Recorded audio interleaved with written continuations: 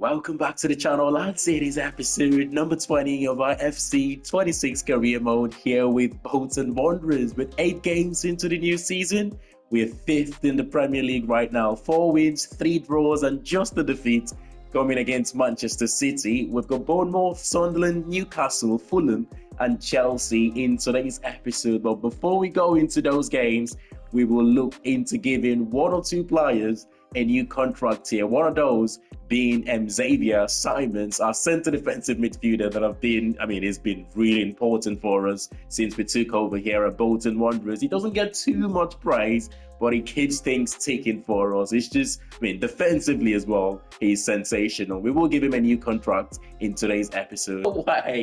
No way. He should suck his agents right now. They're only asking for 5.4k in wages. This is what I mean though. Compare this now to the contract that Nicholas Odegaard asked for recently. It's just chalk and cheese, isn't it? Now, because I'm a fair guy, I think that's a little bit too low. He should sack his agent, honestly. I will go up to the 15k there in wages and just keep him on parity with the likes of Swansea and all of those players from last season. Like I said, it's been quite important for us. We'll give him the signing on bonus, but we will remove the appearance bonus there, given that we've gave him so much more than him and his agents are asking for. But it's not quite what they want, as they will always say.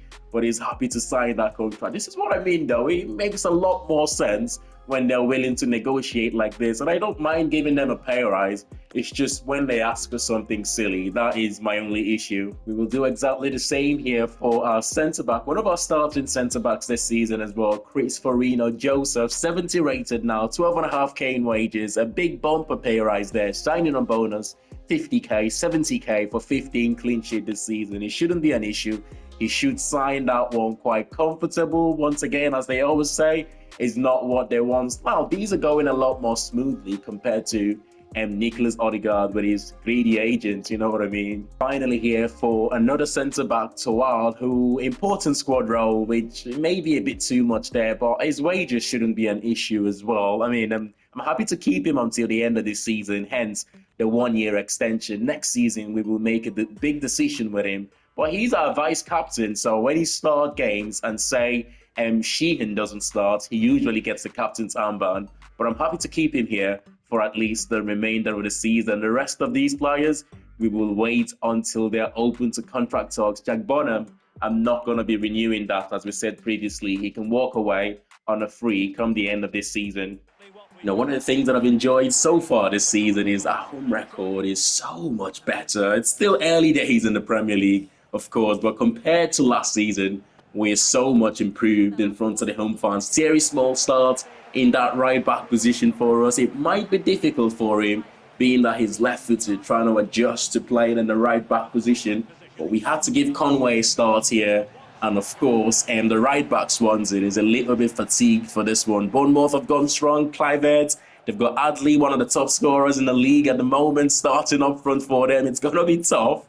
Stylistically as well, Bournemouth are a tough game for us, purely because they play at a very quick tempo. It's always pass and move, making that third man run. They just do not stop. They are relentless, which makes it very difficult stylistically, that is.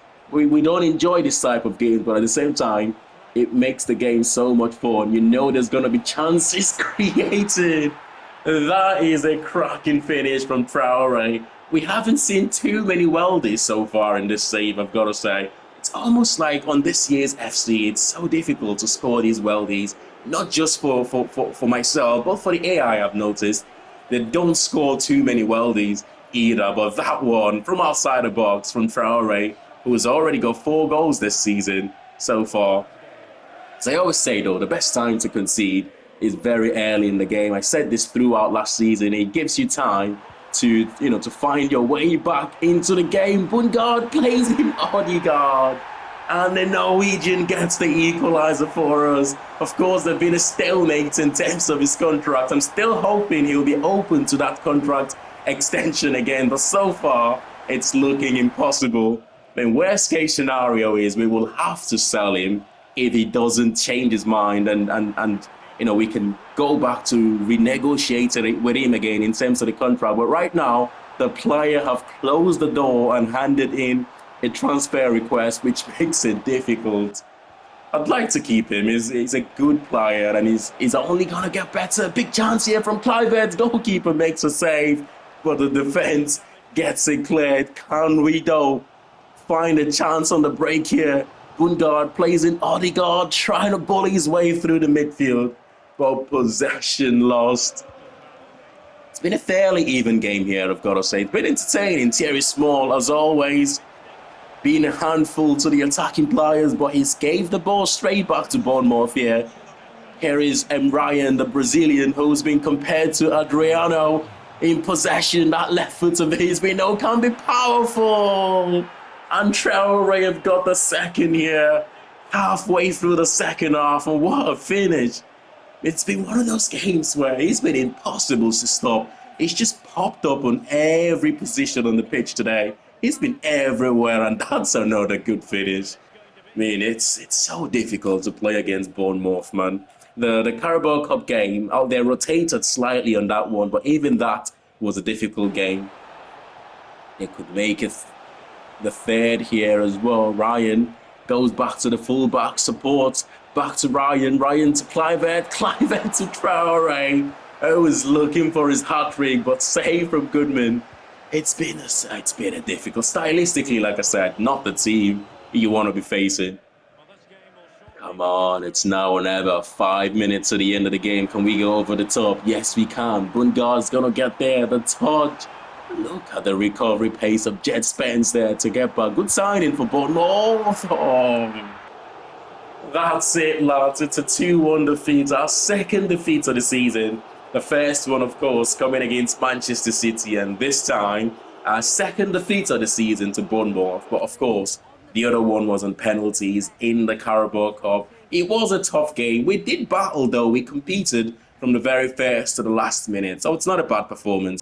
And up next for us here is Sunderland at the Stadium of Light. Manager struggling to deliver at the moment. It looks like Lebris is having a tough time this season. Of course, let's not forget in real life he's doing a cracking job with the Black Cats. They're so difficult to play against at the Stadium of Light. You know, they're the tough team. Lebris got them promoted from the Championship, and it looks like at this stage they will also be a Premier League team again next season. They've got Alderete, one of the centre-backs there, Chris Reed, playing in that number 10 position, and the handful, Brian Brobby, he's so strong, man.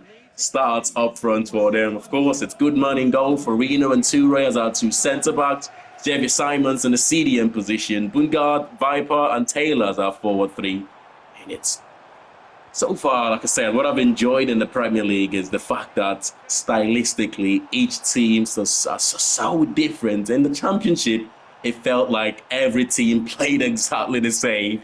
It looks like Sunderland, though, are going to be a possession heavy. It is frustrating, but I don't mind this because they're passing around, and ultimately, most of the time, it results to nothing. Toure there, Isaac Toure, excellent defending, bullying his man out the way.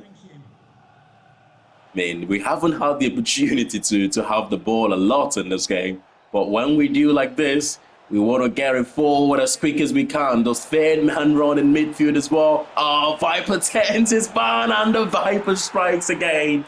It's his fourth goal of the Premier League season in 10 appearances. Now this, when we signed him, I thought he had the quality to do something like this, to get away from his man, find those little space. But look at this though, Alderete, get out my way. It's just turned him round there, and the finish, impeccable. He's a good striker, you know. He does everything so well, which makes it perfect. I mean, one of the issues we had last season was as good as over the top here, comfortable for the goalkeeper. That's the end of the first half. But one of the issues we had last season, as good as Sam Dolby was for us, he just had that lack of pace, which sometimes was a little bit frustrating. The Viper offers us that. Got to hang on now in the second half, aren't we? That's all we have to do in the remaining 15 minutes here. Again, it's been possession heavy for Sunderland. Haven't created much. We've got a feeling, though, we've got to stay laser focused in this final 15 minutes of the game. Good save But Thierry Small on the far side, the left back, has gone sleeping there. And the winger is just out of nowhere headed that one home to get the equaliser for Sunderland. Look at this. Goodman made a cracking save. But what is he doing there, Thierry Small, man? That's an unfortunate goal to concede. I mean, Sunderland haven't deserved a point here, man. All they've done all game is pass it around. And all of a sudden, 15 minutes ago, we've been a little sloppy now, though, which is not good. Conceding a second goal here would be an absolute disaster, considering how well we have defended for most part of the game. And Owen Goodman having a go at his defence there. Come on, lads. Do not let me down. We will take the point now. As Sunderland makes a change there. Chris Rigg replaced by Diarra coming on to replace him. Good header there from Swansea. Still not over. We're gonna... Oh, come on, point guard. Your touch is normally better than that. Another cross. Isaac Toure deals with it. The danger not completely out wide to Diarra. Is he gonna swing it in again? Oh, that's awful. Just get it out, Swansea. Just get it out and take the point. I mean, all game, it was pretty boring from Sunderland, but all of a sudden, in that final 15, 20 minutes of the game, it was pressure upon pressure. We just couldn't keep hold of the ball to try and the other end, try to create something of our own. But again, it's a point, a good point for us. It's the start of the new month. We have restarted our Youth Academy scouting mission. This time, we're still scouting for goalkeepers, but in a different location in Scotland. And Jelinek has gone to France to find us defenders, right back, centre back, and left back. Chadwick has gone to Croatia, who is good at producing midfielders, to find us a midfielder, either a centre defensive midfielder, a centre midfielder, or a centre attacking midfielder for the next 3 months. And after that, we will send them out again to different locations for another 3 months. I think this is the best way of doing it. And that way, now that we're in the Premier League, we can get a bunch of youth academy players from different parts of the world. But Erling Haaland here, winning the Ballon d'Or for 2027. Congratulations to him. Our next game is going to be tough. It's going to be Newcastle. I mean, our last 2 games have been really difficult, hasn't it? Sunderland, I felt they absolutely dominated us in terms of possession. And we had Bournemouth, who just moved the ball really quickly, pace, and they created loads of chances. I'm not sure what we would expect from Newcastle.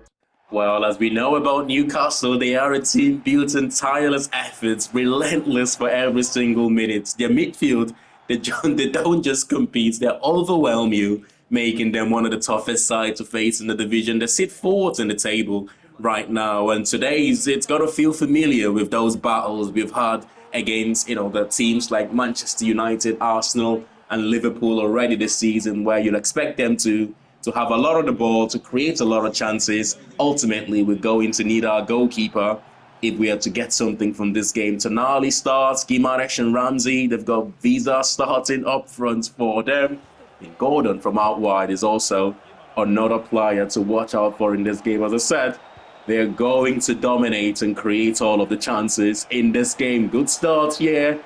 Gimaresh manages to skip past his man, goes with the outside of his foot. It's 9 minutes into the game, and we already have needed our goalkeeper here. He's got to make a few more saves in this game today if we're going to have an opportunity. One thing is for sure, though. Oh, these are on the far post. It's offside, though.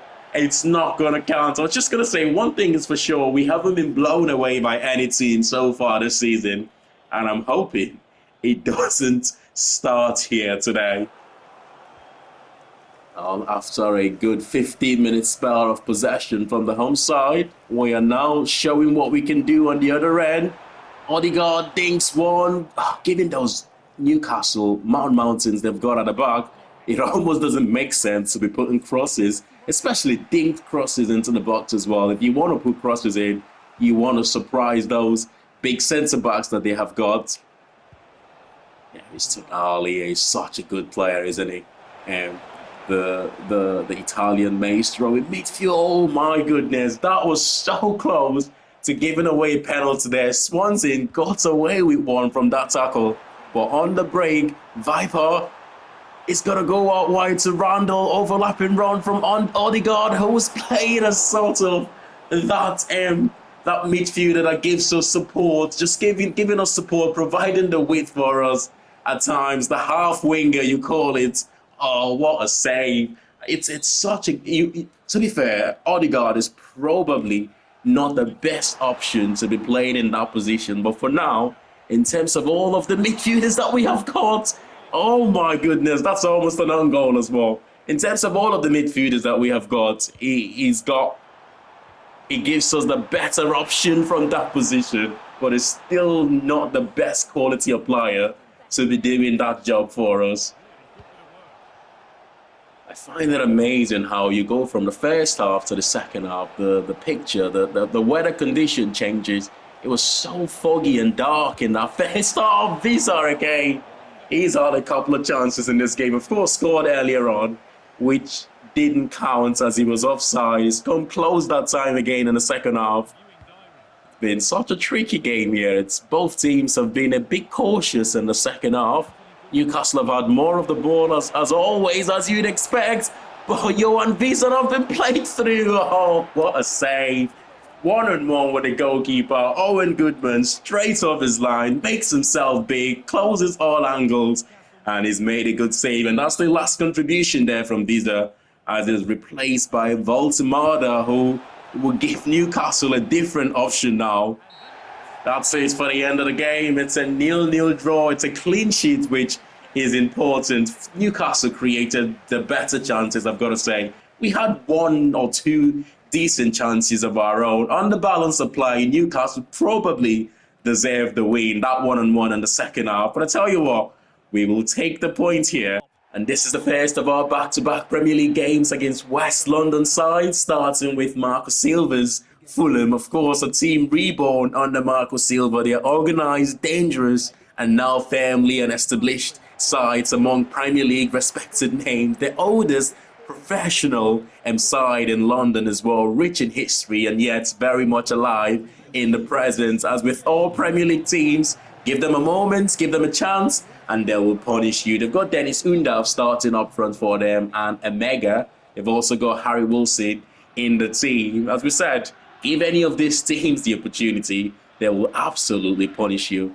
The weather conditions doesn't make it any better, does it? I'm almost tempted to, anytime you get the rainy conditions, you just change it manually. But then again, I feel like doing something like that would be cheating. You don't get to experience. Oh, yes! It's not gonna count, though. He's offside. He's 6'4", by the way. I almost forget this for Nelson Viper. The fact that he's not so far offered us too much threat from crossing situations like this. Sam Dalby did that time and time again for us last season in the Championship. It could just be maybe because the defence in the Premier League are better, but huge error here from the Fulham's goalkeeper. And Clayton Taylor could not convert that one. What a moment so early in the first half. Oh, it's nice and comfortable. How did we not score that, man? That could have been 1-0. That could have been 1-0 for us and a completely different game. They've been so bad. Fulham have been so poor in this game, man. They've barely been able... big tackle there from George Johnston, one of the left-sided. He starts in the right-sided centre-back position here. Just couldn't thread that one through. Both teams have been quite sloppy here in the second half. But again, we win possession high up the pitch. This time it's Thierry Small over the top. An assist for Viper. And a cracking finish from Clayton Taylor. This time, he doesn't let us down for his third goal of the season. What a finish. What a cracking finish that was, man. That is Viper's second assist of the season. That one was from an impossible angle. But somehow he made it possible. Much easier, much difficult chance, I should say, than the one he missed in the first half. Well, that was it. 90-minute played, 1-0 victory, cagey game, not many chances created. We created the better chances in the game and deserved the victory here. Clayton Taylor with his third goal of the season. Cracking performance from our Australian wide winger.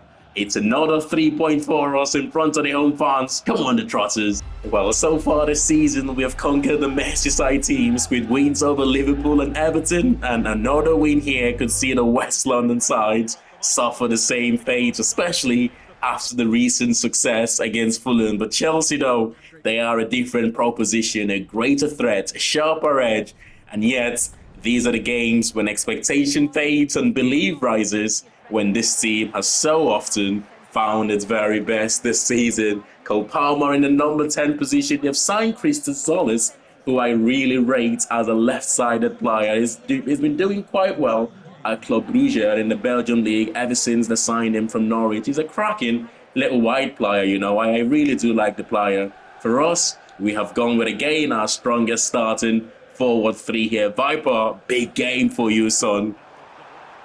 Chelsea is starting this one quite well, attacking from their left-hand side, our right-hand side. Cole Palmer finds space, goes with his right foot, but it's his weaker right foot and comfortable for the keeper. Chelsea in possession again. 90-minute played. We've barely touched the ball here. Pedro Neto driving forward. That's hard work, and Morgan wins possession back, only to give it straight back to Chelsea. Liam Delap, big tackle from Isaac Toure. The referee tried to play the advantage, but he didn't see much advantage to play, and as a result, just pulled out one back. We've got away, though, without getting a yellow card. Cole Palmer there asking for the yellow card, but Toure gets away with one. It's all Chelsea, man, in this opening. Almost halfway through the first half. That's a good cross. What is Cole Palmer doing there? I have no idea. It's a big save. Oh my God. How have they not scored from that? Again, our goalkeeper just... You cannot beat him in these sort of games. But on the break here, Bungard, Viper. Oh my goodness. Talk about end-to-end. From one end, our goalkeeper making a cracking save on the break to the other end. It fell kindly for Nelson Viper, who gets his 5th goal of the season. I said this was a big game for him. These are the sorts of games you want your £19.5 million signing to show his quality, and he's done that here. It's going to be tough for us now moving forward. Leave the lap. Stop trying to switch the ball out. That is not your game. Your game is just to be a vocal point as a number 9, be a nuisance to the defender, not to try and play like you are the most. I can't believe he's trying to switch the ball there. It's just funny to watch Liam Delap try to do something like that. But that's it for the first half. That is, we have managed to keep Cole Palmer fairly quiet so far. He's had 1 or 2 chances. We'll be looking to do the same again in the second half. Over the top. The space was quickly covered there. I was gonna go over the top to Bungard, but Chelsea have been sloppy here earlier on in the second half. Could we punish them? Bungard turns. He goes back to Simons. I'm between the players, Simons. I thought that was going to beat the goalkeeper. Ferocious effort from Simons. Christos Zolis, big tackle from Swansea, who has had an excellent game, but it's again, every time we win possession, we've lost it. Odegaard supporting him down. Another big tackle. We have been, you know, the more aggressive side in this game. Referee, as Manchester City get the equaliser against Arsenal. Referee, that looked like a penalty there, you know. That looked like a penalty. It felt like the Chelsea goalkeeper came out to try and punch that one. He was nowhere near the ball. Viper won the header, and he's been clattered by the goalkeeper. But Neto driving forward. His skip past Isaac Toure. Big save. Oh my goodness.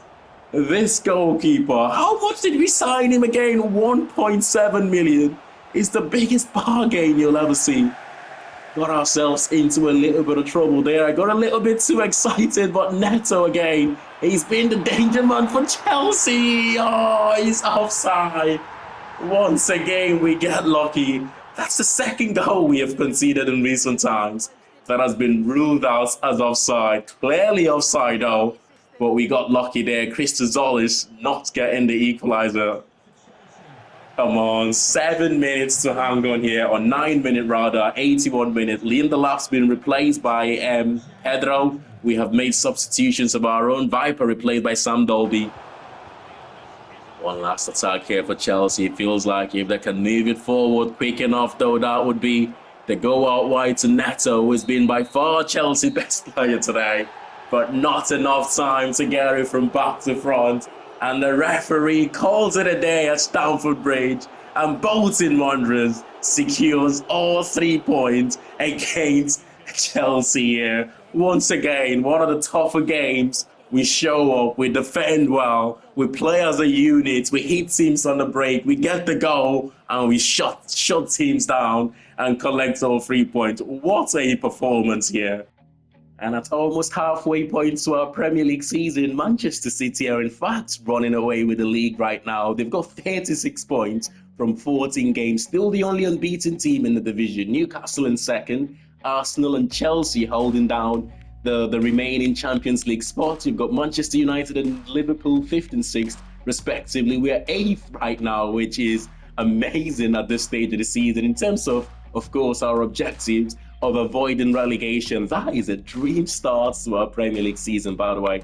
Bournemouth are having a really good season as well. Bristol City, Everton and Ipswich Town, the bottom 3. Brentford have got a little 4-point cushion there off the bottom 3 right now. And for the race for the Golden Boot, you have got, I believe, Erling Haaland, yes, leading the way on 11 goals there this season. A 5th of Manchester United, not far behind. Kostulas, Alexander Isak, Martinelli, Liam Delap is also having a good season. For assists, Martinelli leads the way on 6 assists there. Onana have got 4 assists this season. Considering he doesn't usually get too many assists, that's quite good. Kanasechi of Arsenal leading the way for clean sheet. Owen Goodman joints on the top there for clean sheet. 5 clean sheets in 13 games. He's, by the way, how at this stage of the season, things could change from now to the end, but he should be up there as one of the best keepers this season. I mean, he's made some unbelievable saves this season.